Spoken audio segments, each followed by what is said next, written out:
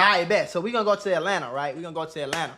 So in Atlanta, me and my homie G Dot, me and my homie G Squizzle, we was rocking with how I'ma say it? Okay, bet. So when we first got to Atlanta, the first day we was doing like marketing. So we was helping a lot of rappers like get their Instagram together, get their Twitter together. That was like our little business, right? So we was doing Uber Eats, we was doing DoorDash, we was broke, y'all. We was sharing a car, all that, like sharing the bills, sharing the gas money. We doing all that, like we broke, but we making it work though. We trying to get to where we at now, you know.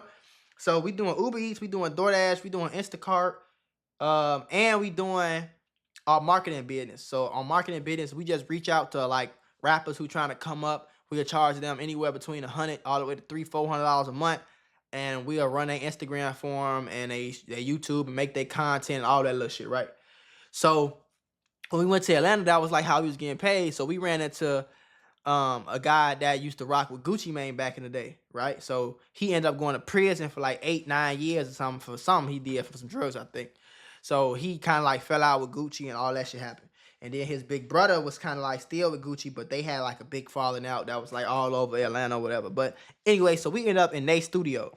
So we get to working with them, everything going cool. And then one day, this another nigga that used to be with Lil Baby, like him and Lil Baby from the same hood, they grew up together. They used to do all the street shit that Lil Baby talk about. Like he and the dude I'm talking about, he in a lot of Lil Baby videos. Like when Lil Baby was first coming out, he in all Lil Baby videos, shit like that. So we got cool with him. We got real close with him to the point where we in the trap. We feel me? I ain't gonna say no names, but we in the trap every day. Like every day we vlogging for him. We running his Instagram. He rapping. He got some trap money. He doing his Thug Easy, and we just kind of like helping him every day. So we pulling up to the trap. We doing everything that come with, you feel me, the trap. Do your homework on the goddamn trap, folks. So anyway, long story short, we end up falling out with him, you feel me, because some shit like it just wasn't working out business wise type shit. But we was still cool though, right? So one day we pull up, and he was from Oakland City, right? So literally the studio we used to go to, right next door to that studio is where they shot We Paid. 42 Doug and Lil Baby, they shot We Paid right next door to the studio we used to go to every day. You feel me? So Oakland City, this Lil Baby hood. You get what I'm saying? Like everybody around here damn near know Baby personally type shit. Cause he grew up here, like on this street, up and down this street every day. His garage is right there. They literally filmed the whole We Paid video shoot was like in that little area we was at. And I'm pretty sure Lil Baby did an interview right in front of the studio one day. But anyway, I'm just giving y'all background information. Do your homework on the background info on front of grade. So we fell out with the dude we was rocking with, right? And it kind of wasn't, let's just say, do your homework on, it wasn't a peaceful fallout. You feel me? Do your homework on, we both felt certain type of ways. You know what I'm saying? So we stopped rocking with him. We end up going to get some money from the real estate marketing, and that take off, and that was our first little money that we end up getting. So at this time, we still coming back to the hood because this is where our barber was at. You feel me? This is where our barber was at. Like we coming back to the hood every day, but to get our not every day, but every week to get our haircut. The nigga we fell out with get a haircut from the same person. Like that's how we end up even meeting this barber. You get what I'm saying? So again, we in Atlanta though, so it's different from Chicago where I know everything that's going on, or it's just me and my main mans. Like, you feel me? It ain't the same. I can call motherfuckers. I know my family. It ain't like that. It's just me and my homie out here in Atlanta. That's it. We don't know nobody else for real. Nobody else come to the crib. Like, we don't know motherfuckers. You feel me? So we just always did everything together. We put up to the hood, and the nigga that we fell out with is standing outside. You feel me? So at this point, we had some differences, but we ain't into it with this nigga. You feel me? So we pull up. We got our guns on our lap though, cause in Atlanta you can have guns out. It don't matter. You feel me? So we got our guns on our lap. We pull up. My homie G Dot. He like, what up, such and such. You feel me? So my homie like the nigga outside. He like, boy, y'all ass better get the fuck from around here before I strip and rob y'all. Now listen. I'm high. But I'm alert though. Do your homework on being alert. I'm like, damn, he aggressive as hell, folks. Why he on that, folks? So I gotta like peep his vibe, but I ain't really hear what he said. My homie in the driver's seat, he heard exactly what he said. So he like, boy, what the fuck we do to you? What we do to you? You feel me? He like, what? He like, what? So folks get to walking up to the car, right? So, but we cool with him.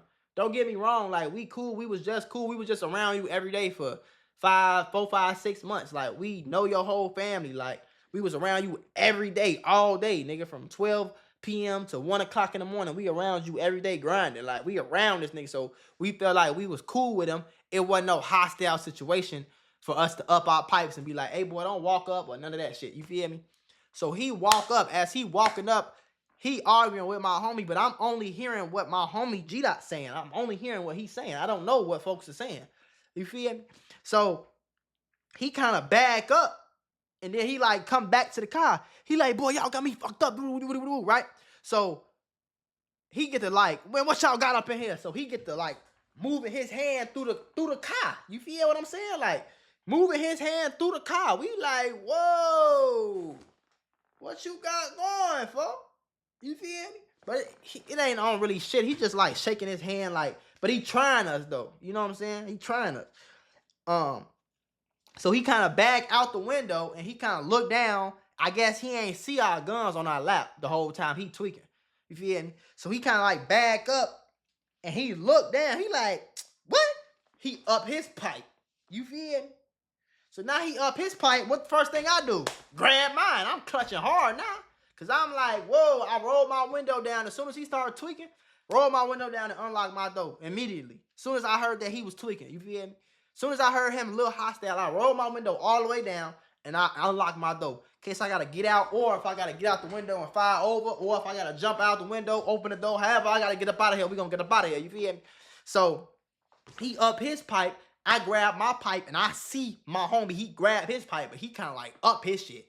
So I'm kind of seeing that. At the same time, I'm up my shit too, because I'm thinking it's finna be a blast out. But at the end of the day, I'm not really, like, I am not no tough Tony nigga, folks. Don't get me wrong. This whole time, like, I didn't really have enough time to be scared, but I ain't no tough Tony nigga at the same time. You feel me? So I'm only gonna blick it out with a nigga who I'm trying to defend myself from. I ain't really on no, like, I'm sliding and gliding. I ain't on no tough Tony shit, folks, at all. But I'm gonna protect myself though, always, every day. You feel me? So, long story short, he up his pipe and he kind of like pointed, right? He pointed. As he pointed though, he coming inside the car. So at this time, my shit is up, gang. I ain't gonna lie, like my shit is like up, ready to like my finger on the trigger, everything. Like I'm ready to handle whatever business I gotta handle to make sure I make it home. Me and my homie, you feel me? So he coming in the car with his pipe up and he kind of like dropped it, and then I don't know if he put it in his pocket or what he did, but he reached in and he grabbed my gun like strong as hell. You feel me? He like grabbed my gun and pulled it down. So now we tussling over the gun. Now that's a dangerous thing you do when you grab somebody else's gun. Do your homework on grabbing somebody else. Woo. You feel me? So he ain't tried to. He grabbed my pipe and it happened so fast because I'm looking at his other hand. I'm like, where did his gun go? You feel what I'm saying? Like, his gun just miraculously disappeared. Where did his gun go? So I think he put it in his pocket type shit. You feel me? But anyway, so I'm like, where his gun go? I'm looking at his other hand. He reached his other hand in and grabbed my pipe. I'm snatching it away, but he got it. Remember, my finger on the trigger. So at this time, I'm thinking, don't pop my homie. I don't know where this gun gonna go. Don't pop nobody innocent. So I let my finger off the trigger. But I'm trying to get my glick. You feel me? I'm trying to get my blick. Whole time while he doing that, remember, he leaning inside the car window on the driver's side. My homie put that thing to his chest. Boom, he back up like, boy, you don't tweak. Folks felt that bitch to his chest. He let my gun go. At this point, I grabbed dope because I'm thinking I'm finna have to pop out and just handle my business. As much as I do not want to do what I don't even know why it got to this point. For them grade. I have no idea why it got to this point. You feel me? Because it really wasn't even that much of a back and forth. Or it wasn't like, I'm going to do this to you. Or I'm going to rob you. Or I'm going to shoot you. Or it wasn't nothing like that, folks. It was like real quick back and forth. And now we already got guns in play. Like, what's going on? So he must have felt that gun on his chest. Like, I'm talking about right here. If my homie would have squeezed, it would have been over with. And we both had one in the head. You know what I'm saying? It would have been over with type shit, folks. But anyway, that didn't happen. So he like, boy, bad. He called his name. He said, back up. I guess he kind of got scared in the moment because who wouldn't have? He backed out the car. He upped his pipe and kind of like waved it. So on bro grave, like I I looked at the barrel like I'm in the passenger seat, folks. I'm not too far away. I'm looking at the barrel, but my eyes was really on his finger. You feel me? Cause he swung it, but he kind of seen that we wasn't on nothing. So his finger ain't do like that. His finger stayed like that. But I was watching his finger the whole time. If he would have started squeezing it, if he would have moved a little bit, I swear to God, gang, I'm just making sure like I'm not tweaking. Like I don't want to do. You don't want to. Y'all know, folks. It's serious situations. I'm broke great. Anyway, long story short, he wave it. He see that we ain't know nothing. We see that he ain't know nothing. He kind of drop his pipe. We kind of drop our pipes. Why the fuck we end up talking it out? We ain't really like get cool after that, but we like talked it out. We pulled off, and that was it. That was the last time we went to that barber shop. That was the last time we kicked it over there. That was the last time we talked to that nigga for real on bro. That was the last time of a lot of shit, folks. Bro grave. And yeah, that's kind of like the story that happened in Atlanta. And so we drove off shit, and that was it. That was that. You feel me? The only reason I feel like nothing ain't go down that time is because we knew each other. You feel me? So like we kind of knew, like I knew he wasn't gonna really try to hurt me, and he knew that we wasn't really gonna try to hurt him. Like I said, we knew each other. I knew his whole family. We was around him every day. I knew all his homies. I knew everybody around him. Like I knew everything. Like I was around him every day. I knew where he lived at. I knew where his cars was at. I knew where his girl lived at. I knew where his little side bitch lived at. I knew where his studio was at. I knew where everything, bro. I knew everything. So, and like I said, we was around each other kicking it every day. We was at clubs. We was at skating rinks. We was on the block. We was in the trap. We was doing whatever we was doing, gang. We was kicking it. We was recording. We was at parties. We was bowling. I don't know if I said that. We was kicking it just outside, kicking it with the guys, gambling. We was doing whatever, all that with them. You feel me? With him and his homies. So we just kind of both knew that we really wasn't too aggressive towards each other. I feel like that's the only reason something ain't go down, cause it was close, folks. And if that was a stranger, I would have blasted with no question. Cause that's why I would have, not because I'm tough, but because I'm scared. For I ain't trying to lose my life. I'm trying to make it home. Leave me the fuck alone.